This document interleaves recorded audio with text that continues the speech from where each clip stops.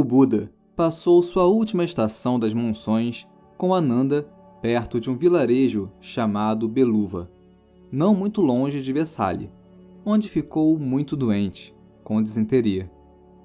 Seu corpo estava tomado por dores horríveis e ele quase morreu. Mas desejando se despedir adequadamente de seus discípulos, o Buda suprimiu a doença através de uma enorme força de vontade e, aos poucos, começou a se recuperar. Quando foi capaz de sair da cama e sentar ao sol por algum tempo, Ananda respirou aliviado. Ele havia visto o quanto o Buda havia chegado próximo à morte e estava com medo de que fosse o fim de tudo. Afastar esses pensamentos com a ideia de que seu mestre certamente não iria morrer sem antes deixar instruções finais para a comunidade de discípulos. Quando contou ao Buda seus pensamentos, ele gentilmente argumentou: "Mas Ananda, o que mais a comunidade pode esperar de mim? Já ensinei a vocês tudo o que sei. Não há mais ensinamentos ocultos. Não há mais um punho fechado, nem segredos esperando para serem revelados. Estou velho e meu corpo é como uma carroça toda remendada, prestes a cair aos pedaços. Apenas quando afasto completamente minha mente do corpo, fico livre da dor e do desconforto. Chegou o tempo no qual cada um de vocês deve se tornar uma ilha, um refúgio para si mesmo, e não mais depender de mim. Devem tomar a verdade como seu refúgio, e nada além disso, e se devotar com todo o coração a encontrá-la para si mesmos." Quando o Buda ficou forte bastante, ele e Ananda partiram para a última jornada. Onde quer que fossem, os discípulos nas redondezas rapidamente davam a notícia de sua chegada e multidões vinham vê-lo. Ele respondia a perguntas sobre a vida espiritual e, mais uma vez, os incitava a fazerem todos os esforços para se manterem nesse caminho. O Buda e Ananda continuaram viajando, de vilarejo em vilarejo, de cidade em cidade, até chegarem a um local chamado Pava. Lá, o Buda recebeu uma refeição de um de seus discípulos, um joalheiro chamado Shunda. Sua disenteria voltou, e ele compreendeu que chegara a hora de partir. Ele e Ananda prosseguiram em sua jornada, mas o Buda estava muito doente e sofria com fortes dores. Apesar disso, com sua habitual gentileza e preocupação com os outros, o Buda enviou uma mensagem a Shunda, assegurando-lhe que ele não deveria se sentir culpado ou ter remorsos pela refeição que havia trazido de volta sua doença terminal. Ao contrário, era um ato de grande mérito ter proporcionado a Buda sua refeição final. Os dois companheiros tinham que fazer paradas frequentes, e enquanto repousavam sob uma árvore, o Buda foi abordado por um homem chamado Pukusa, um discípulo de Alara Kalama, o professor com quem o jovem Siddhartha Gautama havia inicialmente treinado há uns 50 anos. Conversaram e, enquanto ouvia as palavras do Buda, o coração de Pukusa se abriu e ele pediu para ser aceito como discípulo. Pukusa levava consigo um fino pano dourado e perguntou se poderia mandar fazer com ele mantos para o Buda e Ananda. O Buda concordou e os mantos foram prontamente feitos e trazidos até eles. Quando o esplêndido tecido foi colocado sobre os ombros do Buda, contudo ele pareceu sem brilho em comparação com a enorme radiância de sua pele dourada. Ananda comentou isso, e o Buda disse a ele que havia apenas 2 ocasiões nas quais a pele de um Buda assumia essa claridade e radiância tão intensas. A primeira era na véspera de sua iluminação, e a segunda, pouco antes de sua morte. Essa era uma notícia triste para Ananda, que lá estimava a perda de seu mestre. O Buda e Ananda continuaram sua jornada e chegaram ao agradável bosque de árvores não muito longe da cidade de Kusinara. Entre 2 das árvores havia um banco de pedra no qual o Buda se deitou de lado, preparando-se para morrer. As árvores irromperam em um florescimento súbito e, gentilmente, deixaram cair suas pétalas sobre o Buda. Ananda fez o que pôde para que o Buda se sentisse confortável e para que suas necessidades fossem atendidas. Assim que se espalhou a notícia de que o mestre Gautama estava prestes a morrer, outros discípulos acorreram ao arvoredo.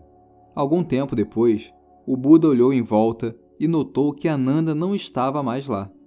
Ao perguntar para onde ele tinha ido, responderam que ele estava próximo, chorando e dizendo: "Eu ainda tenho tanto a aprender, e meu mestre, que é tão gentil, em breve terá partido." O Buda mandou chamar Ananda e falou com ele docemente: "Ananda, não chore. Você certamente já entendeu que temos que estar separados de tudo que amamos. Como algo que um dia nasceu, poderia não ter fim. Durante muito tempo, você me serviu com enorme amor e carinho. Você obteve um grande mérito, Ananda. Junte seus esforços e, em breve, você atingirá a iluminação." Então, o Buda se virou e falou para os outros monges sobre as muitas boas qualidades de Ananda. Conforme a tarde avançava, ele pediu a Ananda que fosse até Kusinara e dissesse aos habitantes locais que o Buda iria morrer no arvoredo naquela noite. Ananda deveria convidá-los a virem lhe prestar homenagens, permitindo assim que se beneficiassem pela última vez de estar em presença da sabedoria e da compaixão do Buda. Os habitantes de Kusinara vieram em grande número. Muitos choravam, abalados pela notícia. Havia tantos deles que Ananda pediu que se organizassem em grupos, por famílias, e apresentou cada um dos grupos ao Buda. Veio também um monge chamado Subhada, que por acaso estava passando por Kusinara. Ele ouviu a notícia de que o Buda estava morrendo e pensou que aquela seria sua última oportunidade de receber o ensinamento dele. Dirigiu-se a Ananda e lhe perguntou se poderia falar com o Buda. "Você chegou tarde demais, amigo. O Buda está muito cansado. Não o importune agora." Muito desapontado, Subhada insistiu, mas Ananda também persistiu em sua recusa. Era tarde, disse-lhe de novo. O Buda estava morrendo e aquele não era um bom momento para perturbá-lo. Apesar de muito fraco, o Buda ouviu a conversa e chamou Ananda, pedindo que deixasse Subhada se aproximar. Subhada se aproximou do Buda e lhe prestou as homenagens. Em seguida, perguntou quais dos outros mestres de seu tempo tinham uma verdadeira iluminação e quais não tinham. Mas o Buda não tinha tempo para discutir isso. Ele lhe transmitiu diretamente o cerne de seus próprios ensinamentos e a resposta de Subhada foi imediata e irrestrita. Pediu que o Buda o aceitasse em sua ordem de monges. Peregrinos que haviam seguido outros mestres geralmente tinham que se submeter a um período de 4 meses antes de serem ordenados. Quando soube disso, Subhada declarou que esperaria de bom grado até mesmo 4 anos. Mas o Buda viu claramente que sua determinação era irremovível e disse a Ananda que o ordenasse naquele mesmo instante. A noite avançou, e nas primeiras horas da manhã, uma grande quantidade de monges havia se reunido no arvoredo. O Buda se dirigiu a seus seguidores pela última vez. Se qualquer um de vocês tiver qualquer dúvida ou pergunta, que fale agora. Não deixem para se lamentar mais tarde por terem estado na presença do Buda e não haverem perguntado. Por 3 vezes repetiu esse convite, mas todos permaneceram em silêncio. Para ter certeza que nenhum monge deixaria passar a oportunidade, ele disse: "Monges, se qualquer um de vocês estiver com medo de falar em respeito à minha presença, falem com um amigo e peçam que ele pergunte por vocês." Ainda assim permaneceram todos em silêncio. Certo de que havia feito tudo o que era possível por seus discípulos, o Buda disse então suas últimas palavras. Impermanentes são todas as coisas. Com consciência, avancem. Então, entrando num estado de profunda meditação, o Buda morreu.